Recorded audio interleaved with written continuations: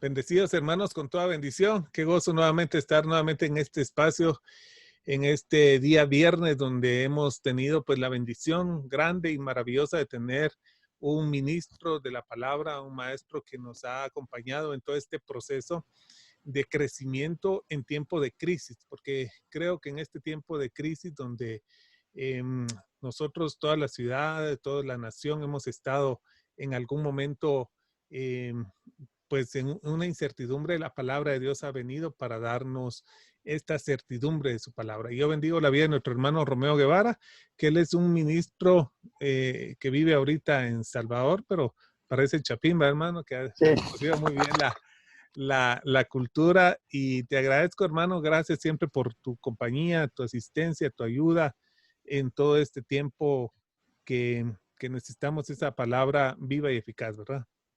Ok. Bueno, gracias Juan Carlos. Qué bueno que podamos reunirnos otra vez a través de esta plataforma. Hoy quisiera como hacer una segunda parte de lo que hicimos el viernes pasado, el mismo pasaje de Crónicas 21, porque lo que había pensado, digamos, el viernes pasado fue como hacer esas tres preguntas en medio de una situación complicada, pero en la cuestión de la pregunta después de la pandemia, ¿cuál es lo que se plantea o se vislumbra?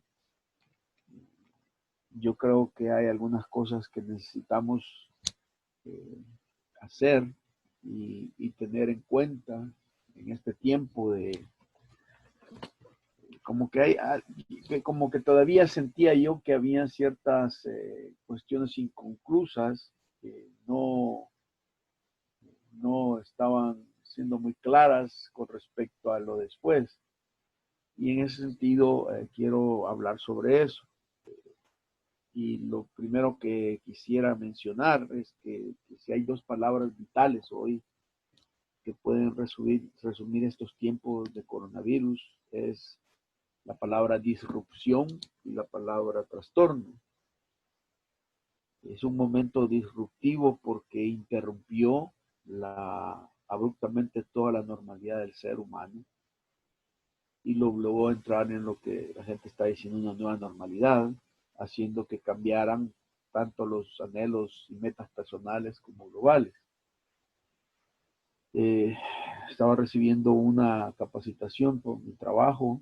Estamos trabajando con varias plataformas y uno de mis trabajos dentro de la escuela donde trabajo es el desarrollo profesional de los maestros y de todos ellos. Yo estoy encargado de todo un equipamiento para actualizar, y la palabra disrupción se está usando mucho ahora en la educación porque la disrupción es diferente a la interrupción, porque la interrupción es algo visible y manejable. Por ejemplo, si un alumno lo interrumpe a uno puede decir no, sí y controlar el acto, pero una disrupción es cuando algo así no se puede manejar y como no se puede manejar, simplemente sencillamente altera todo el orden de mi clase y de mi enseñanza y me obliga a cambiar completamente. Otra de las cosas que se está usando en la educación y que creo que la Biblia enseña ese concepto es que hoy se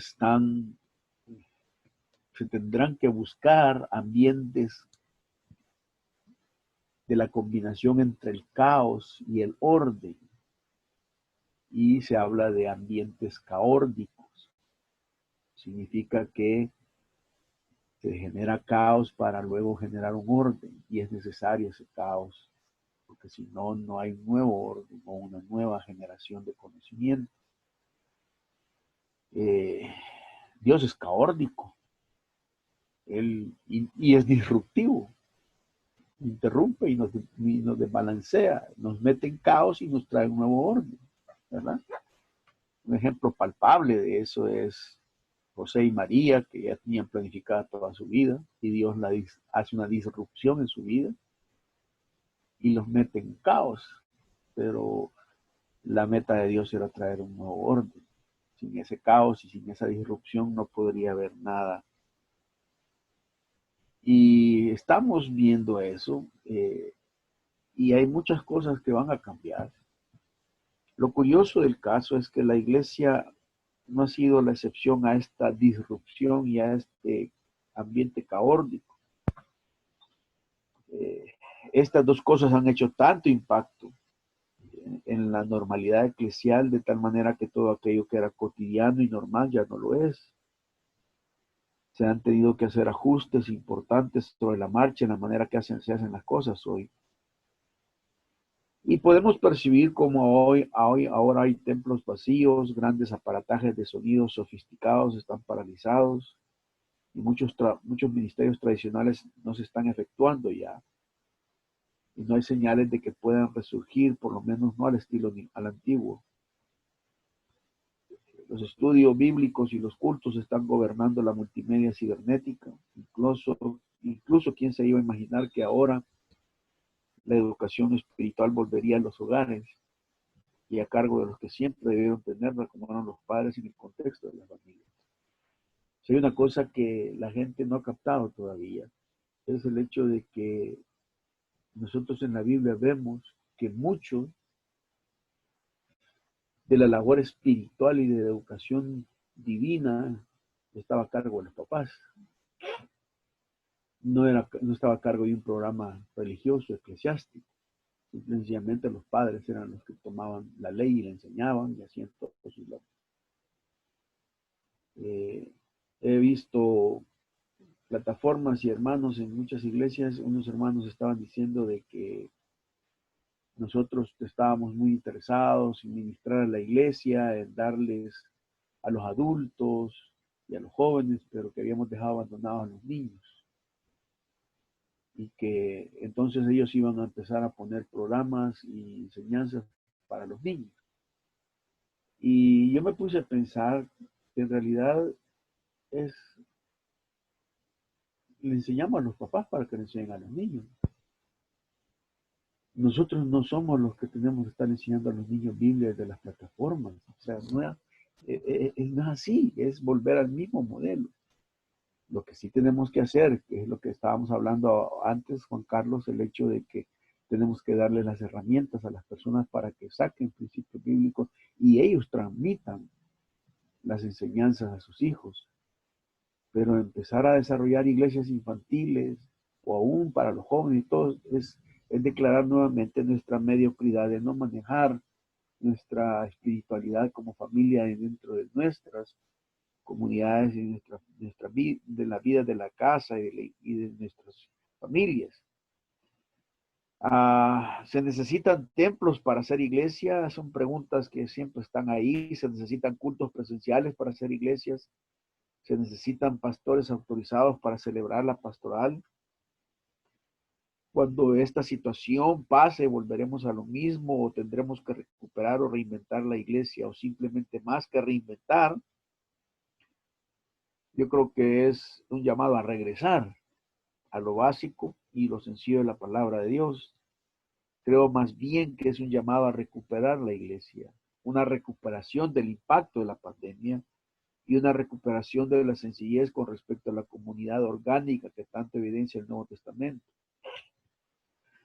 Ahora bien, lo que se ha demostrado hoy es que se puede cambiar y se puede hacer la iglesia de otra forma, y lo hemos visto. Aunque se ha hecho a la fuerza, no cabe duda que siempre que se anunció antes de la pandemia estas excusas, mejor dicho, se anunció antes de la pandemia la necesidad de recuperar la iglesia, las excusas tradicionales que se tenían se han desbaratado en esta crisis. En ese sentido, sí se puede cambiar y se puede hacer de otra forma. Y ya lo vimos que se puede hacer de otra forma. Que no nos guste es otra cosa, pero sí se puede hacer. Estamos tan acostumbrados a hacer iglesia de forma tradicional que no se nos ocurre que hay otras formas de hacerla y no necesariamente solamente incluyendo lo virtual. Al pensar en estas tensiones, se necesita que estemos más claros hoy acerca de la nueva iglesia y de las nuevas funciones de una espiritualidad planteada desde una óptica que nunca nos imaginamos y que simplemente se nos ha obligado a aceptar. Y la verdad es que lo que yo pienso del coronavirus o sobre cualquier otro tema realmente no tiene mucha importancia. Sin embargo, lo que Dios piensa tiene una importancia eterna. Él no oculta lo que piensa y prácticamente toda la Biblia es relevante en medio de esta crisis. Así es que volví al texto de y quisiera que viéramos en Primera de Crónicas, de los versículos 28 hasta el versículo 1 del capítulo 22.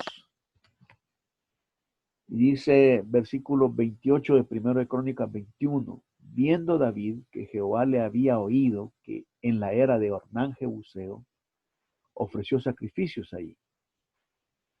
Y el tabernáculo de Jehová que Moisés había hecho en el desierto, y el altar del holocausto, primero de Crónicas 21, versículo 29, y el tabernáculo de Jehová que Moisés había hecho en el desierto, y el altar del holocausto, estaban entonces en el lugar alto de Gabaón. Pero David no pudo ir allá a consultar a Dios porque estaba atemorizado a causa de la espada del ángel de Jehová. Y dijo David: aquí estará la casa de Jehová Dios, y aquí el altar del holocausto para Israel. Y pues esa es el cierre de ese capítulo. Y creo que hay tres palabras que quisiera usar que se plantean desde esta perspectiva y que vienen a reforzar qué es lo que tenemos que hacer después de la pandemia. La primera cosa, tenemos que recuperarnos. La segunda es tenemos que replantearnos. Y la tercera es que tenemos que reinventarnos. Hay una recuperación, hay un replanteamiento, hay una reinvención. Tres cosas hizo David con respecto a eso. Quisiera entonces que todos los que somos hijos de Dios, o incluso todos los seres humanos, estamos llamados a hacer varios ajustes en nuestra vida hoy, después de esta pandemia. ¿Y qué alcance tienen esos ajustes? Bueno, el primer ajuste tiene que ver con recuperar. En la epidemia global de la influenza en 1918, según los estimados de los Centros para el Control de Enfermedades, murieron 50 millones de personas en todo el mundo y más de 500,000 de esas muertes fueron en los Estados Unidos. Uno podía empezar a tener síntomas en la mañana y morir al anochecer. Los cuerpos eran recogidos en los frentes de las casas para llevarlos a las tumbas cavadas por excavadoras. Y qué interesante que en esa época, según los registros históricos, dice que se le disparaba al que no usaba mascarilla. Las escuelas cerraron y los pastores hablaban de Armagedón. Por supuesto, los precedentes no demuestran nada. El pasado nos sirve de advertencia, pero no define nuestro futuro. Sin embargo, este es un tiempo en el que se puede percibir la fragilidad de este mundo. Cimientos que parecían sólidos ahora están siendo sacudidos y tiemblan. Y la pregunta que deberíamos hacernos es: ¿tenemos una roca bajo nuestros pies? Hay una roca que no se moverá. En el versículo 28 del capítulo 21 hay tres verbos importantes. El primero es el versículo 1, dice viendo. Versículo 28 dice, el versículo 28 dice la palabra, el verbo viendo. El segundo es había oído, y el tercero ofreció. En la modalidad de la dinámica del texto hebreo se pueden decir viendo, oyendo y ofreciendo. Son tres dimensiones importantes. Estos tres verbos nos indican a nosotros que la recuperación que viene es dinámica y única y continua. Es decir, no va a ser de la noche a la mañana, sino que va a ser un proceso, pero que tenemos que entender varias cosas. La primera cosa que debemos recuperar y hacerla de una manera más dinámica, y debemos recuperarla, es la visión de Dios. David tiene su mirada fija en la persona de Dios. Simplemente no podía pasar por alto que su recuperación vendría de Dios. En esa acción de ver a Dios, David hace tres cosas para recuperar su visión. Fíjate que estaba leyendo que la gripe española nunca se supo realmente de dónde provino y, y desapareció, y nunca se supo cómo desapareció, porque así como apareció, desapareció. Y cada día más voy teniendo la convicción de que eso es lo que va a pasar. Así como esta cosa apareció, tenemos que estar viendo a Dios, que Él es el único que puede hacerla desaparecer. Es que ya nos dimos cuenta que no la podemos manejar. Como decíamos hoy al principio, ahí lo que queda es confiar en Dios. Y como que al ser humano le molesta confiar en Dios, ¿no? O sea, como quien dice, ay, me quitó el juguete, ¿verdad? No puedo controlar la situación. Y cuando no podemos controlar la situación, entramos en depresiones, en enojos, en muchas cosas. Pero David está diciendo, bueno, está volado, tiene que ver dónde estoy viendo. Y tengo que estar viendo a Dios, porque de ahí viene. Y ustedes pueden ver el texto. En el texto se mira que Dios dice ¿cómo se llama? Que David mira a Dios, mira el ángel de Jehová, mira las circunstancias y está haciendo. Ahora, lo primero que David hace es bien importante. Lo primero que hace es ver a Dios. Y la pregunta que uno ve ahí es cómo podemos entender nuestra situación si no lo explicamos desde la óptica de Dios. Y la verdad es que simplemente nadie puede ver a Dios si no tiene una relación profunda con Él. Así que ver a Dios en la recuperación de nuestra visión es recuperar nuestra relación con Él. Vamos a tener un gran desafío y nuestras enseñanzas tienen que volver otra vez a establecer que es tener una relación con Dios. No es que tener una religión con Dios, que es tener una relación con Dios. Y si hay una cosa que he aprendido en medio de esta pandemia es que lo que no vale la pena poner tu esperanza en algo tan frágil como la probabilidad. Se habla de diferentes factores de riesgo, dependiendo si eres joven o anciano, si tienes problemas de salud, no tienes historial de enfermedades, de si vives en una zona rural o urbana, de si estás confinado solo o en casa con amigos. Pensar en estas probabilidades da muy poca esperanza. No es un lugar firme sobre el cual poner los pies.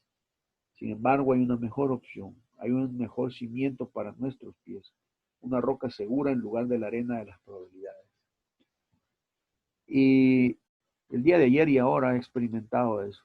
Yo me puse a pensar que el dolor y la tristeza que puede haber en mi corazón no lo hubiera podido soportar si no tuviera una relación con Dios ahorita.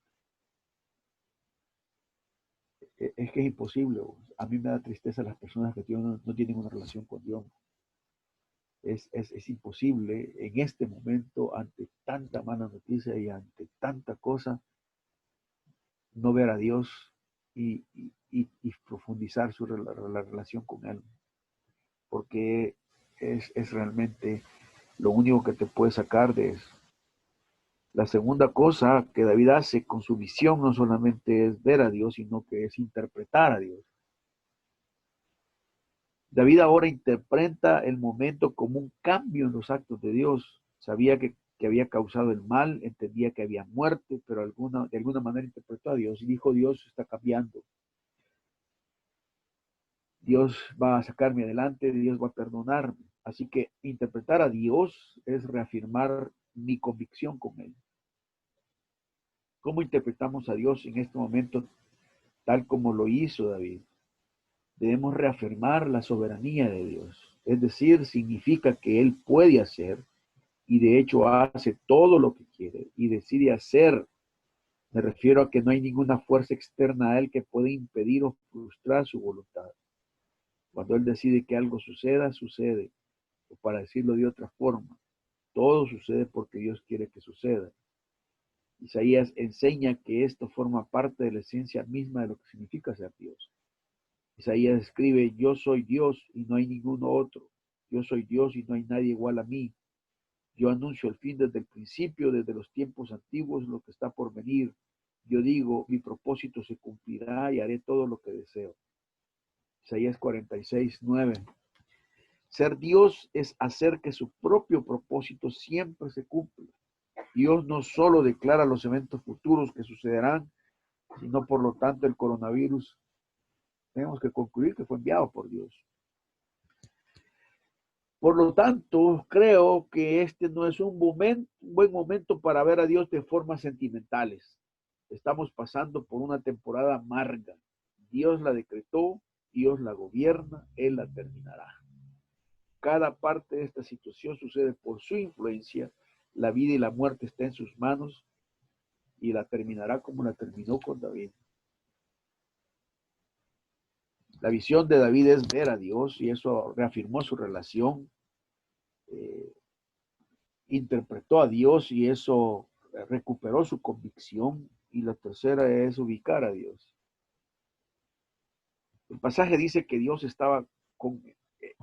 Aquí hay una cosa que es bien interesante. Creo que, no sé si la vez pasada lo mencioné, pero lo menciono aquí. Cuando Elías fue metido a la cueva y estaba ahí, la pregunta de Dios fue, Elías, ¿qué haces aquí? La idea es que Dios estaba dentro, con él en la cueva. No le dice, ¿qué estás haciendo allí? Como Dios aislado de la cueva. Y en el texto aquí dice que Dios le había oído en la era y ofreció sacrificios ahí. Ubicar a Dios es reorientar nuestra dirección, hombre. David supo ubicar a Dios, que Dios estaba allí presente con él. Y no necesariamente en el tabernáculo de Gabaón. Dios ahora se mueve en la tierra de los jebuseos y no en Gabaón, que era el lugar de Moisés. Es importante destacar que los jebuseos no eran personas de alto linaje en la historia de Israel. Simplemente no son de relevancia. Por el contrario, Gabaón fue escenario de uno de los más grandes milagros de Dios. Es decir, Dios ahora se mueve desde de los que tienen historias a los que no tienen historia. ¿Dónde está Dios en la o sea, la gente puede poner, ¿dónde está Dios en medio de esta pandemia? Está aquí, allí en la pandemia, en el medio de nosotros. Y está replanteando nuevas visiones. Dios se está moviendo. Y yo creo, estoy convencido de que Dios está haciendo mensajes personales a familias. En el libro de John Piper, El coronavirus y Cristo, él dice, una de las premisas es que él cree que si bien es cierto, esta pandemia es global, pero esta pandemia está sirviendo para juicios personales que Dios está usando para reorientar a muchas personas que en sus hogares y en sus casas simplemente se habían desviado de lo que era la realidad. Así que la primera es la visión de Dios. Hay que ver a Dios, hay que interpretar a Dios y hay que ubicar a Dios. La ubicación nos da nueva dirección. ¿Por qué seguir yendo hacia el lugar donde Dios se está moviendo? Es una pregunta que me hago yo. En el libro de Samuel dice que David regresó, se fue de Saúl, pero sus dos hermanos siguieron con Saúl y le fueron fieles a Saúl. Y yo me ponía a pensar, bueno, David fue suficientemente sensible para saber que el modelo de Saúl estaba muriendo. Y que si bien es cierto, desde que Dios declara que el modelo de Saúl se venía abajo, pasaron casi 17 años, pero era un modelo decadente. Y me puse a pensar que los dos hermanos de David, Eliab y el otro hermano, los cuales son descritos en la Biblia como hombres robustos, altos, bien parecidos, con dones de militares y de gente activa en la milicia, terminen siguiendo un modelo que se está muriendo y que va al fracaso. Y cuando yo leí eso, me puse a pensar, qué triste puede ser que vos estés aferrado a un modelo y aunque esté funcionando por el momento, Dios ya decretó que se va a venir abajo. Y me puse a pensar, ¿será que Dios decretó que los modelos que teníamos antes de la pandemia ya vienen para abajo y nosotros seguimos siendo seguidores fieles de algo a lo que Dios dice? Y que porque por el tiempo no se está viendo que se estén caducando, pero que ya el decreto de Dios dice esto ya no. Yo ya me busqué un nuevo modelo con David y el de Saúl viene para abajo. Es una pregunta que deberíamos de hacernos todos. La segunda cosa que David va a recuperar no solamente es la visión de Dios, sino es la acción de Dios. El texto dice que le había oído. David está muy convencido de que ha sido oído por Dios. ¿Cómo David podía estar tan seguro de que Dios le había oído? ¿Cómo puedo estar seguro yo de que Dios me ha oído? Hay por lo menos 3 evidencias en el texto que dicen que Dios había oído y David supo. El primero tiene que ver con la revelación de Dios. El versículo 19 dice, entonces David subió conforme a la palabra que Gad le había dicho en nombre de Jehová. Tenía una palabra profética. Dios le había dado una revelación y le había dicho, tienes que subir. Esta revelación es vital para que David haga su siguiente paso. Esto es bien complicado porque a veces, por lo menos en mi experiencia, es que muchas veces que busco a Dios y las cosas que dice a veces son difíciles. Por ejemplo, mi cuñado había enfermado desde hacía unas semanas y ayer antier lo habían llevado al hospital y yo estaba bastante, pues, triste y abrumado por la situación y me puse a leer la Biblia y a estudiarla como lo hago todos los días y todas las evidencias bíblicas que recibí de Dios era, Él va a morir. Y era bien difícil para mí el hecho de decir, quizás estoy interpretando mal esto, o incluso lo escribí en mi diario, ¿será esto? Y pensé, no, que no pase, pero pasó. O sea,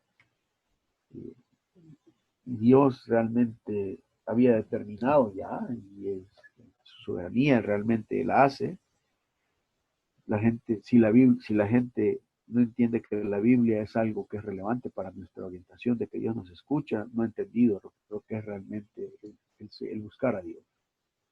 Porque es una revelación vital, no hay otra fuente de acción que Dios lo refleje más que la palabra de Dios. También es una revelación actual, porque nos es dada en el momento preciso y de gran necesidad. No son discursos para entretener ni para informar, son para orientar acerca de la acción de Dios hoy en nuestro contexto.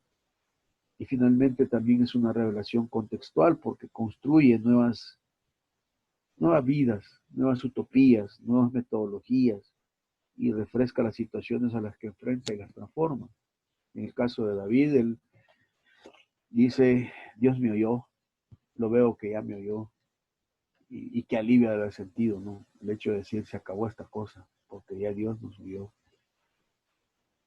Los creyentes y sus pastores debemos alejarnos de los rumores, los chismes u opiniones personales para acercarnos hoy más que nunca a las enseñanzas de Dios reveladas en su palabra y depender totalmente de ellas. La segunda cosa que David tiene que ver con respecto a ver que la acción de Dios es que Dios lo había oído por la palabra de Dios, pero también la destreza de la pretensión de Dios. La pregunta que uno se hace es, ¿qué pretendía Dios con David? ¿Qué pretendía Dios con la era de Onán? Es de vital importancia que Dios tiene que ver primero con un llamado a construir. En versículo 18, Dios le dice, que él tiene que construir un altar a Jehová en la era de Hernán Jebuseo. No importa cómo ni el lugar, sino el qué. Dios le estaba enviando a construir una nueva forma de acercamiento a él. Era una nueva espiritualidad. Estamos seguros que si Dios derriba algo antiguo y manda a construir algo nuevo es porque simplemente desea un cambio.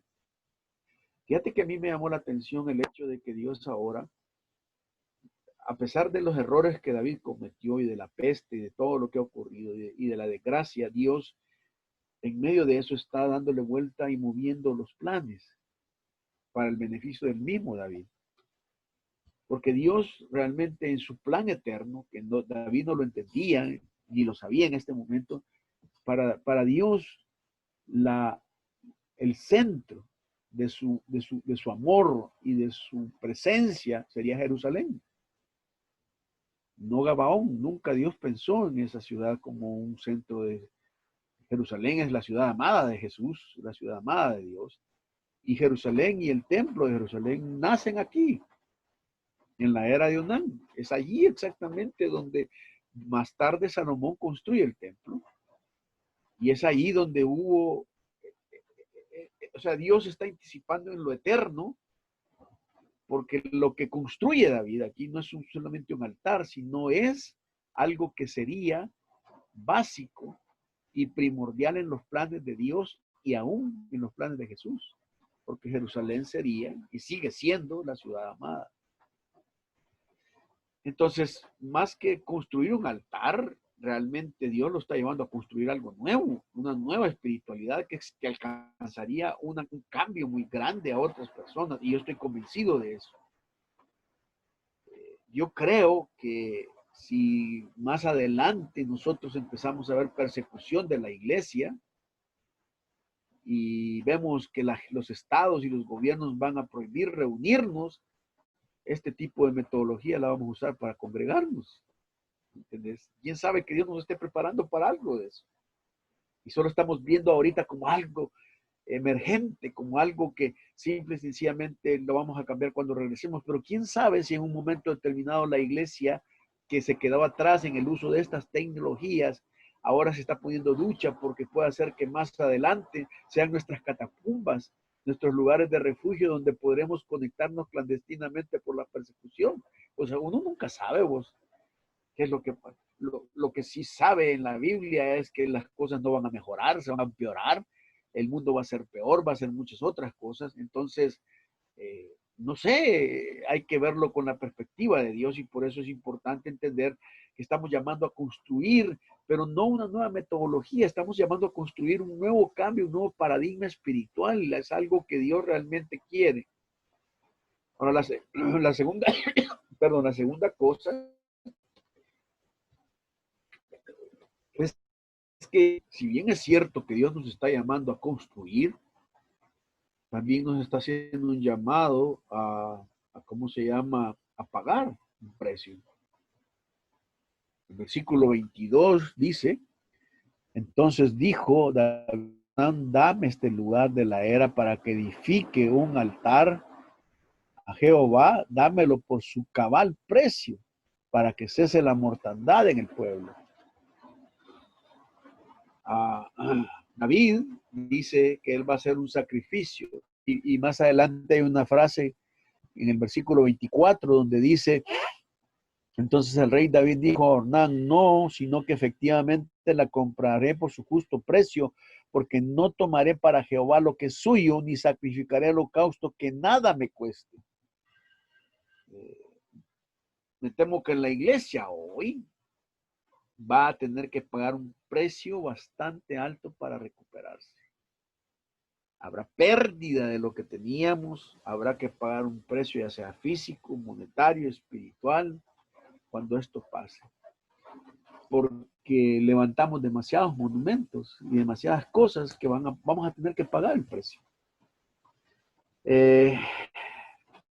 Lo curioso también de esto es que si vemos ese tipo de precio que se da ahí, David dice: estoy dispuesto a pagar el precio por lo que Dios me está mandando.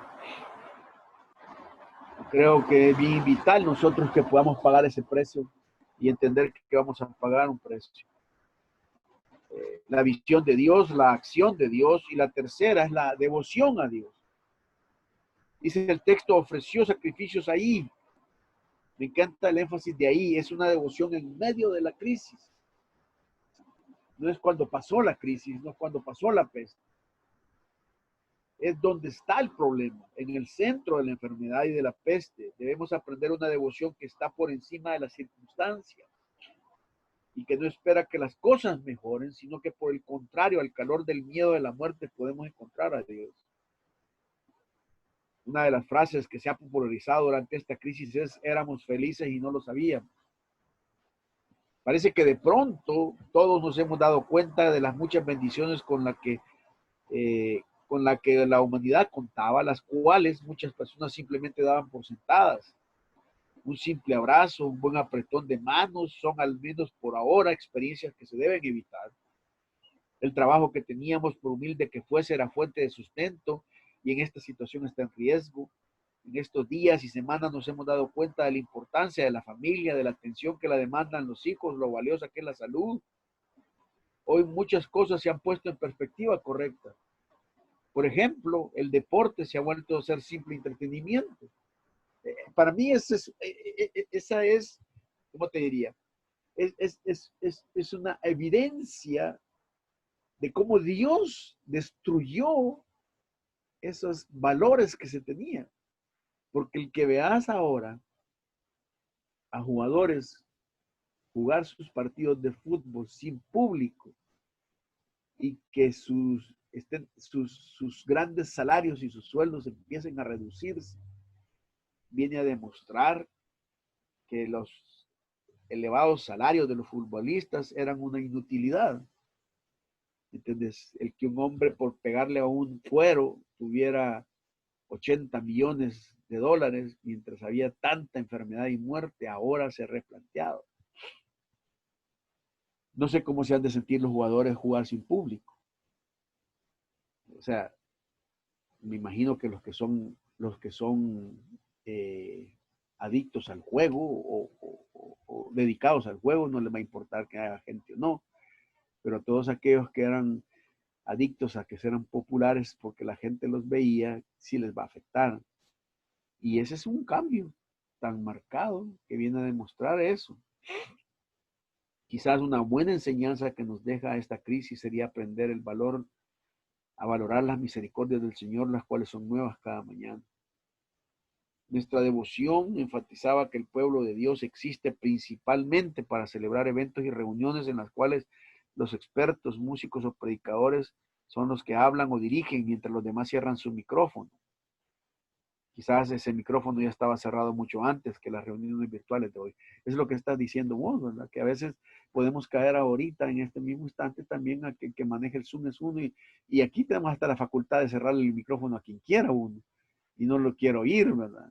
Pero esa actitud y yo me he dado cuenta, no sé si te pasa a vos, pero por ejemplo los hermanos con los que estoy los domingos en la tarde de Honduras, cuando hay momentos en que termina la reflexión, yo le digo al pastor de que abra el micrófono para que puedan interactuar si tienen algún comentario, y la gente no habla, la gente no dice nada, o sea, simple y sencillamente está acostumbrado vos a hablar y si yo simple y sencillamente estoy de audiencia, quizás sea una buena oportunidad de dejar de ser solamente congregaciones con una mentalidad de asistentes a un espectáculo semanal y nos convirtamos en nudos que forman parte de las redes de relaciones con muchas personas a las cuales nosotros impulsamos para que muestren amor y hagan buenas obras.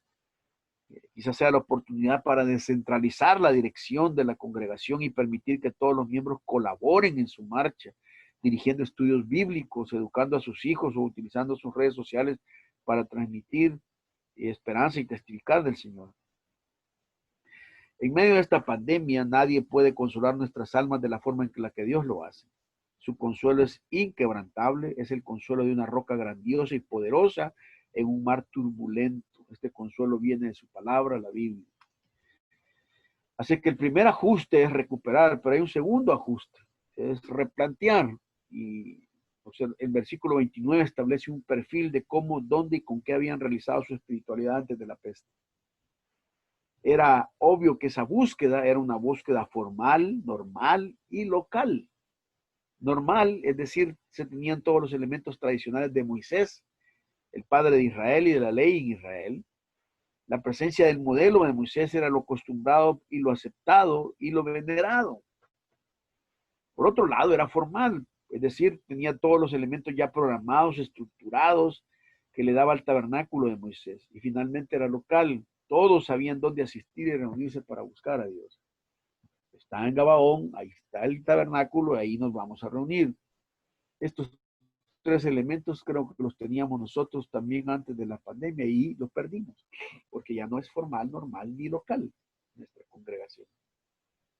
Ahora bien, tendremos que replantear la espiritualidad personal y comunitaria, es indiscutible. El problema está en que no sabemos hacia dónde ni por dónde. ¿Cómo ser iglesia en tiempos de pandemia? Obligadamente las iglesias se han visto en la necesidad de hacer cosas diferentes y seguir siendo iglesias. Hoy más que antes se ha hecho énfasis en que la iglesia somos nosotros, las personas, no los edificios, ni los programas, ni las actividades. Estamos siendo iglesia de manera diferente a como lo hacíamos hasta hace unos cuantos meses. Cuando decimos que debemos congregarnos, como dice la Biblia, se refería a los cultos públicos dentro de los templos. Ni siquiera había templos cuando se escribió eso en ese versículo. En Hebreos 10:25. Debemos replantear este texto y decir, no dejando de conectarnos como algunos tienen por costumbre. Están congregadas físicamente las familias cuando se conectan frente a una pantalla para ver y escuchar el culto. ¿Cuál es el replanteamiento que hace David a la luz de su tiempo de peste con respecto a su espiritualidad comunitaria? Su replanteamiento parte de tres argumentos. Primero, tiene que ver con el cambio, ya lo mencioné eso. El texto resalta la existencia de una historia eclesial que iba a dejar de ser. El tabernáculo de Moisés ya no iba más. Este cambio obedecía a ciertas evidencias. Primero, era un cambio obediente. ¿Por qué? Porque Dios mismo estaba involucrado en ese cambio. Segundo, era un cambio urgente. Estaba en un contexto urgente de peste que se necesitaba restaurar la comunión con Dios. Es un cambio de emergencia. Y tercero, era un cambio pertinente. Dios quería comenzar a levantar su ciudad amada, la cual sería vital en la historia y en los planes de Dios, como lo fue Jerusalén y su templo. El segundo argumento por el cambio no solamente tenía que ver que tenía que replantear por el cambio que venía en Dios, sino que el segundo argumento tiene que ver con la limitación. Esto es para mí bastante interesante el poder notarlo en el texto. El pasaje dice en el versículo 30, pero David no pudo ir allá. El segundo argumento por el cambio tiene que ver con la limitación. El pasaje dice que David no pudo ir. Entonces la premisa es, si no se puede, no se puede. O sea, esto es vital. Dios había reducido las posibilidades para accesar a ese templo. David entendió que estaba imposibilitado para seguir batallando con algo que estaba cambiando. Dios redujo sus capacidades poniendo limitaciones a David. Y yo les he estado diciendo a muchas personas y a muchos pastores, hermanos, si no podemos ir al templo, no podemos. Entendamos que las limitaciones provienen de Dios, no son del diablo, no son de nada. ¿Por qué? Porque simple y sencillamente Dios ha limitado nuestro acceso. No nos está dejando ir. Quieras o no eso.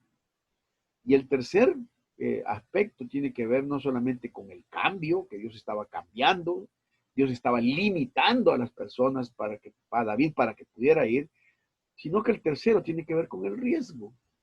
El pasaje dice en el versículo 30, pero David no pudo ir allá a consultar a Dios porque estaba atemorizado a causa de la espada del ángel de Jehová. Leyendo una publicación en Facebook encontré precisamente esa mentalidad de centralización de nuestra devoción. La persona que escribió esto dice lo siguiente: Usted no puede ir a la iglesia por temor a contagiarse. ¿Es en serio?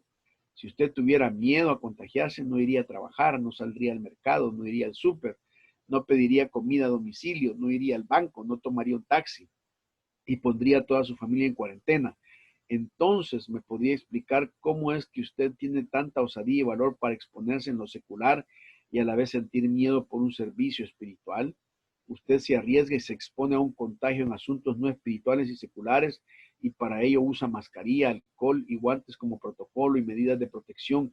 ¿Y eso está bien? ¿Hay que hacerlo? Lo que no está bien es que disfrace su temor con prudencia, arriesgándose para cosas no esenciales y negándonos a lo que debería ser su prioridad, asistir a la iglesia.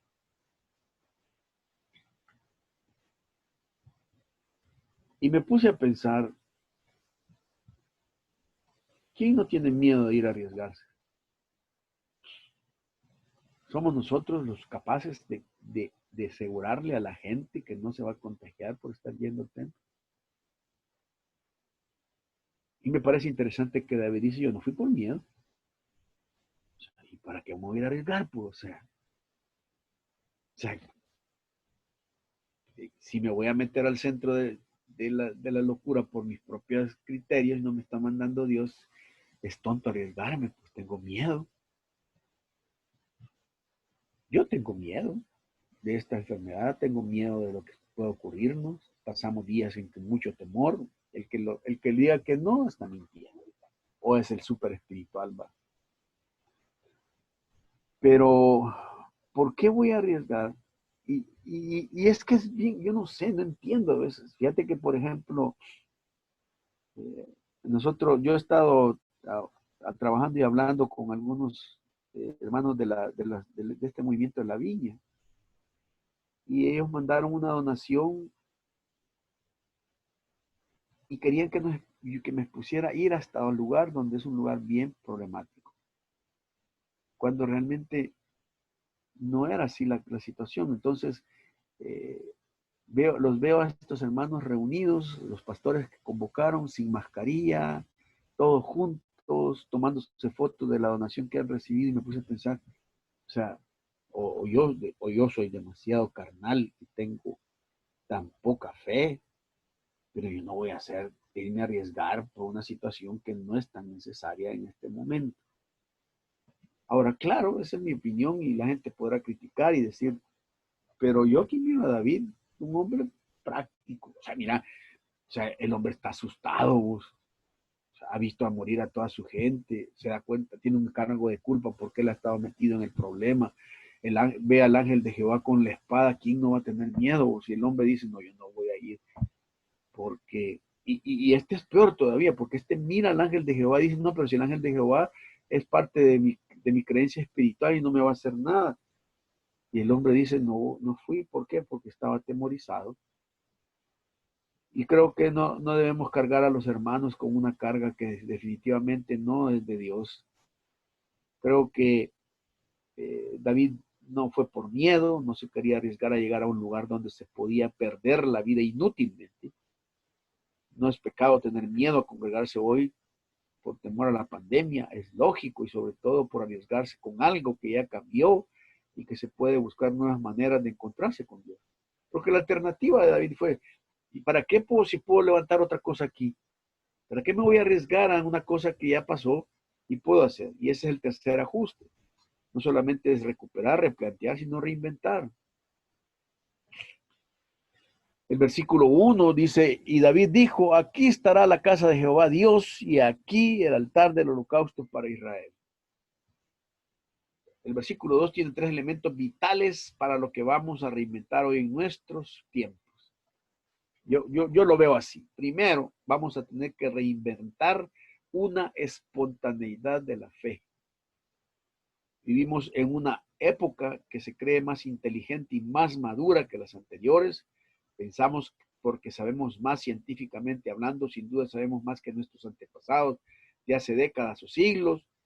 Podemos pensar que su fe era ingenua, como si sus experiencias de vida no hubieran sido tan complejas ni tan completas como las nuestras. Y si somos honestos, hemos complicado la fe y la manera de acercarnos a Dios. y se la hemos complicado a los demás. David es espontáneo porque tiene un corazón agradecido y perdonado. Solo la gracia de Dios lo puede haber salvado. Como iglesia necesitamos reinventar una iglesia sin ataduras, sin complicaciones organizacionales, que simplifique nuestros procedimientos, nuestros recursos y nos haga más peregrinos de este mundo. Eso nos hará viajar ligeros para partir a nuestro destino celestial. Creo que hemos visto la muerte del profesionalismo de la fe y de los que la acaparaban. Lo que estás pensando tú, ¿no? Que la gente participe, que tomen, se empoderen, que hablen, que compartan sus experiencias de la fe, que nos juntemos sin ningún tipo de, yo no sé, o sea, yo digamos, he visto programas de Facebook y de todo, y algunos los hacen tan profesionales y los veo tan ficticios. O sea, están tan interesados en que su programa se mire bonito y que ellos se miren bonitos y profesionales, que lo que la gente necesita es alguien que se siente con ellos a decirles, mira, Dios dice esto en su palabra. Creo que así tendremos que ministrar más a la gente, porque necesitamos esa espontaneidad de la fe. Es algo que la Biblia enseñó desde que en los inicios de la iglesia emergente del Nuevo Testamento. La segunda cosa, tendremos que ver vamos hacia una espiritualidad de la fe. Porque hay fe que no es espiritual, ¿no? Hay fe que es material, hay fe que es emocional, hay fe que es circunstancial. David sabe que se va a construir una etapa de la espiritualidad de la fe de Israel y de su pueblo. Y es el promotor de ese cambio espiritual. Yo no sé cómo David entiende esto, pero mira, Dios solo le dice a David, construirme un altar para hacerlo. Y David, cuando dice el versículo 1, y dijo David, aquí estará la casa de Jehová Dios, y aquí el altar del holocausto por Israel, David se adelanta y añade la casa. O sea, el hombre dice, ok, hay que hacer una nueva manera de acercarnos a Dios, con una cuestión diferente. Y él es el promotor de ese cambio espiritual. Aunque tal vez no lo sea, muchos señalan estos tiempos como apocalípticos. Sin embargo, en momentos así, donde la ansiedad y el temor está a flor de piel, las personas buscan un lugar donde refugiarse y la fe se vuelve imprescindible. Ahora bien, con lo que no se contaba era que las puertas que se creía que jamás se cerrarían, cerraran. Sin importar si somos católicos, cristianos, protestantes, reformados, de cualquier otra creencia, la regla no tuvo excepción. No puede haber ningún lugar con más de 10 personas reunidas. Esto es para evitar la propagación del coronavirus, precisaron nuestro gobierno.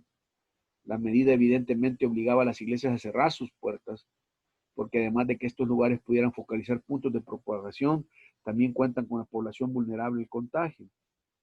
Sin embargo, este no fue el final de la iglesia, y una de las palabras más comunes en estos días es reinventarse. Y es que debemos adaptarnos. Las iglesias no son templos ni paredes, la iglesia somos nosotros y tenemos que seguirlo haciendo. Ahora, ¿cómo enseñamos a los hermanos a estudiar por sí mismos la escritura? ¿Cómo motivamos a las familias a que construyan sus propios altares y su casa de Dios se convierta en el lugar donde están, sea su casa para Dios? Creo que ahí está. O sea, la reinvención tiene que ir con que ellos construyan altares en sus lugares de crisis y que en esos lugares levanten una casa para Dios, porque eso es vital para ellos en ese momento y lo administren ellos. Debemos hacer estas preguntas. Y la tercera cosa que es parte de eso, estoy hablando de una espontaneidad de la fe, una espiritualidad de la fe, pero también hablo de una espacialidad de la fe. David entendió que los espacios son sagrados porque Dios está ahí y no porque existe. Dios se mueve en todo el mundo y los espacios no son tan importantes. Son vitales porque desde ellos podemos salir al mundo a alcanzar a los que no tienen a Cristo. Hoy necesitamos una mentalidad combinada entre lo global y lo local. Es decir, necesitamos iglesias con espacios locales. ¿Entendés?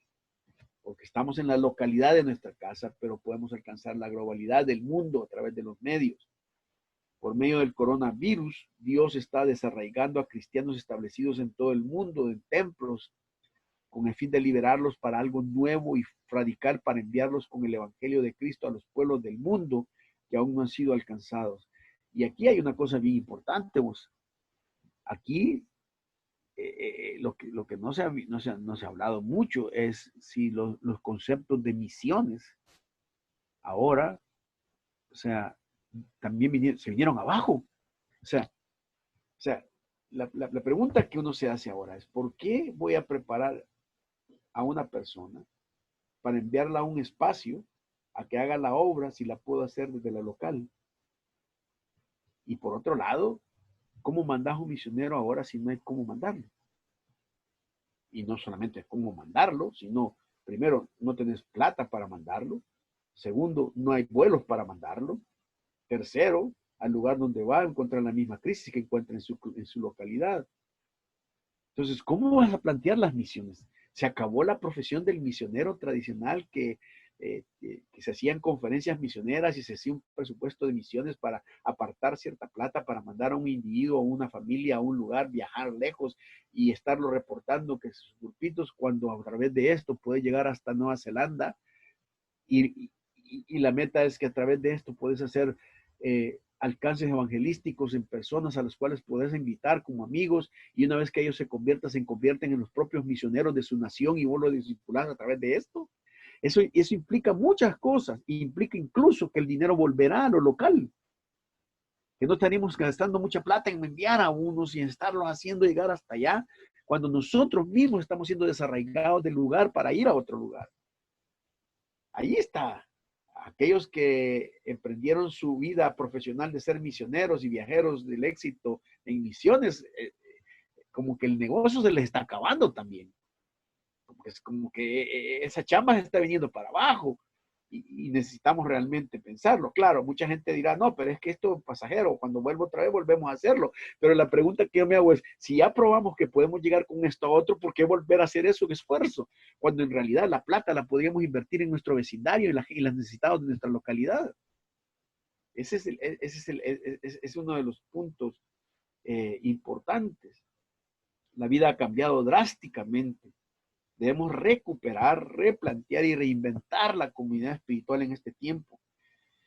Si hay algo que Dios nos demostró en este tiempo es que muchas iglesias confundían estar bien con sentirse bien.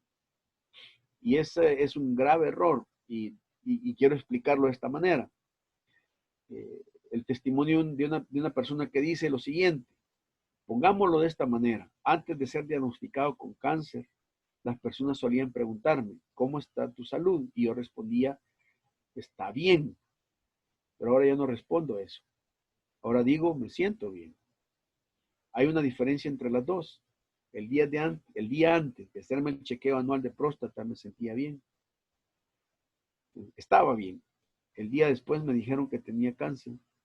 En otras palabras, no estaba bien.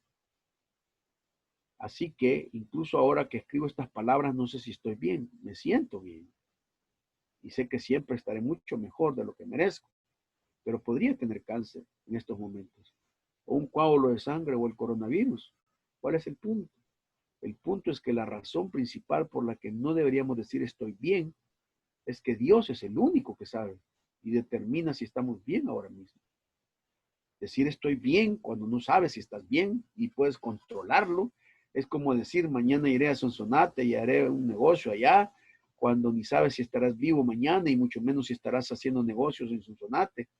Esto es lo que dice la Biblia sobre una afirmación como esa. Ahora escuchen esto ustedes que dicen, hoy o mañana iremos a tal o cual ciudad, pasaremos ahí un año, haremos negocios y ganaremos dinero, y eso ni siquiera saben que sucederá mañana. ¿Qué es su vida? Ustedes son como la niebla que aparece por un momento y luego se desvanece. Más bien deberían decir, si el Señor quiere, viviremos y haremos esto o aquello. Sin embargo, a pesar de que no estaba bien, dice este hombre, Dios me dijo en la oficina del urólogo mientras esperaba la biopsia que luego confirmaría que tenía cáncer, Juan, esto no es un castigo. En la vida o en la muerte estarás conmigo. Esa es mi paráfrasis, dice. Esto es lo que dice exactamente Dios en la Biblia. Pues Dios no nos destinó a sufrir el castigo, sino a recibir la salvación por medio de nuestro Señor Jesucristo. Él murió por nosotros para que en la vida o en la muerte vivamos junto con Él. En la vida o en la muerte estaré vivo con Dios. Pero ¿cómo es eso posible? Soy pecador y nunca he vivido un día de mi vida, ni uno en el que haya cumplido los estándares de amor y santidad de Dios. Entonces, ¿cómo es eso posible? ¿Cómo puede Dios decir, tú, Juan, estarás conmigo en la vida o en la muerte? Dios ni siquiera esperó a que yo hiciera la pregunta para responderme. Es gracias a Jesús, solo a Jesús. Es por su muerte que no sufriré bajo su ira. No por ser mi perfección, ni mis pecados, mi culpa y mi castigo cayeron sobre mi Salvador. Jesucristo murió por nosotros. Es lo que dice su palabra, por lo tanto soy libre de la culpa, libre del castigo. Estoy seguro en la misericordia de Dios. En la vida o en la muerte, dijo Dios, estarás conmigo. Esto es muy diferente a aferrarse a las probabilidades respecto al cáncer o al coronavirus. Esta es una roca firme bajo mis pies, no es frágil, no es arena. Quisiera que tú también tuvieras esa roca bajo tus pies. Y esa es la razón por la que he escrito esto, dice este hombre. Cuando le preguntábamos a las iglesias, ¿cómo estás? Estamos bien. Pero no estábamos bien, nos sentíamos bien. Es otra cosa. Porque el único que sabía que si estábamos bien o no era Dios. Y por lo visto, por lo que estamos viviendo, no estábamos tan bien que digamos. Y eso nos ha llevado a esta gran crisis. Así que tres cosas, hay que recuperarnos, hay que replantear y hay que reinventar, porque si no, no vamos a poder caminar en el proyecto que Dios tiene. Que Dios les bendiga.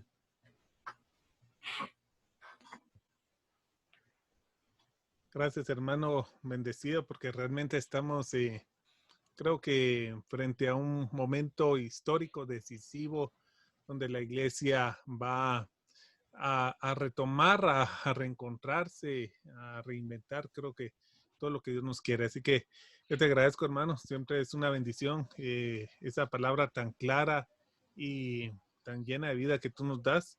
No sé si quieres orar, hermano, para despedir este mensaje y agradecerles a todos ustedes, por cierto, lo que venía, hermano Pastor Romeo Guevara, mientras hablaba, en esta semana les voy a mandar un chat acerca de nuestras nuevas actividades. Vamos a tener, gracias a Dios, lo que decía hermano Romeo y que había surgido siempre en mi corazón.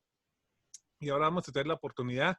La escuela dominical no va a ser impartida por niñas, por maestras, va a ser dirigida por maestros, pero va a ser impartido por los padres a los niños por esta plataforma Zoom.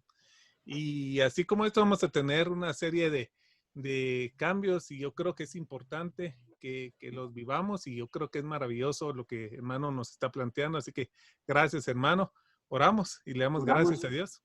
Señor, gracias te damos en esta noche, gracias por tu palabra, gracias porque ella nos orienta y nos da fortaleza. Bendecimos, Señor, este tiempo. Queremos enviar una bendición para las iglesias en Guatemala, Señor, para las comunidades de formación bíblica, que tú las puedas bendecir, las puedas ayudar. Señor, manda tu mano de sanidad, Señor. Queremos salir de esta prueba victoriosos, pero sabemos que tú tienes la última palabra. Bendecimos a todos los hermanos y sus hogares, que puedan ser hogares donde la paz y el amor y la palabra de Dios gobiernen y estén ahí. Bendecimos tu nombre en el nombre de Jesús. Amén. Amén. Los bendecidos hermanos, los esperamos siempre el domingo 9:30 de la mañana y luego tenemos la escuela dominical. Así que bendecidos y el otro viernes, si el Señor lo permite, por aquí estaremos nuevamente recibiendo esta enseñanza, esta impartición gloriosa. Bendecidos hermanos.